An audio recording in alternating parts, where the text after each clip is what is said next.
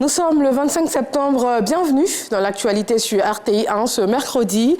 L'entretien du chef de l'État Alassane Ouattara avec Sidi Ould Tall, le président de la Banque arabe pour le développement économique en Afrique, BADEA.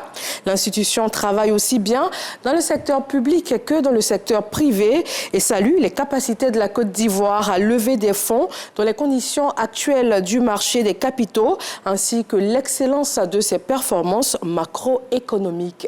Alexis Vodraogo. Arabe pour le développement économique en Afrique. Elle travaille à renforcer la coopération économique, financière et technique entre les pays africains et ceux arabes en soutenant leur développement. Ce mercredi, à la résidence présidentielle, Sidi Ould Tall, président de l'institution, a été reçu par le chef de l'État Alassane Ouattara. L'entretien a été une opportunité pour faire un tour d'horizon sur l'état du portefeuille de la Banque arabe pour le développement économique en Afrique, BADEA en Côte d'Ivoire, portefeuille qui est diversifié et sain.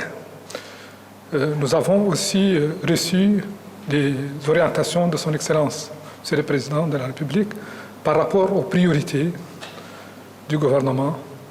Et nous allons nous atteler avec Madame le ministre du Plan à travailler ensemble avec les autres membres du gouvernement concernés pour davantage de ressources en faveur des logements sociaux, mais aussi l'appui au secteur agricole, au secteur de l'énergie et à Air Côte d'Ivoire. L'institution, qui travaille aussi bien dans le secteur public que privé, salue les capacités de la Côte d'Ivoire à lever des fonds dans les conditions actuelles du marché des capitaux, ainsi que l'excellence de ses performances macroéconomiques. C'était l'occasion pour moi de féliciter son Excellence pour les excellentes performances macroéconomiques de la République de Côte d'Ivoire et aussi sur la sortie du pays sur le marché financier internationaux qui a ouvert la porte pour les autres pays africains. Et ensuite, féliciter son Excellence pour le rehaussement de la note souveraine de la Côte d'Ivoire qui traduit la confiance des agences de notation, mais aussi des investisseurs internationaux dans le succès des politiques économiques menées par ces pays.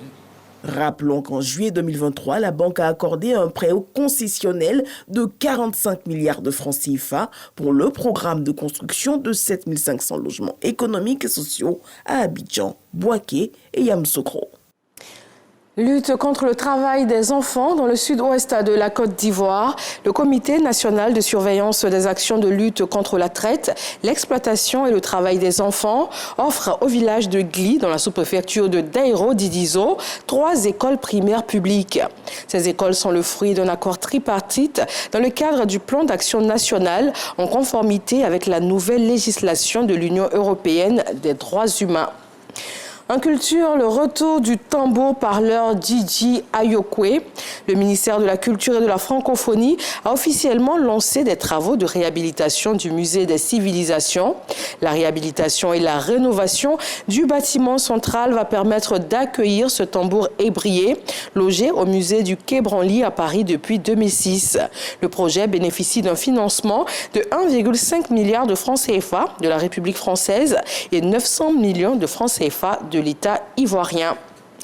À compter de demain, 26 septembre, et jusqu'au 7 octobre prochain, la Côte d'Ivoire organise la première édition de la Coupe du monde de Maracana.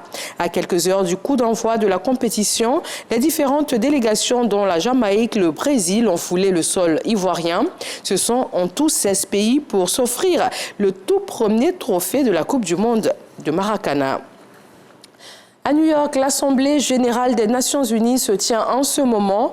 Hier mardi, le président sud-africain est revenu sur l'action de l'Afrique du Sud devant la Cour internationale de justice à l'encontre d'Israël.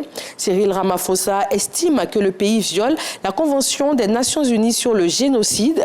La décision sur cette question peut prendre des années et l'Afrique du Sud a réclamé plusieurs fois à la Cour internationale de justice d'ordonner des mesures conservatoires à Israël face à la situation humanitaire catastrophique dans la bande de Gaza. Pour le président de la Nation Arc-en-Ciel, ce dossier montre combien la réforme du Conseil de sécurité onusien est primordiale. Merci de vous informer sur RTI 1. L'actualité dans nos régions, c'est tout de suite.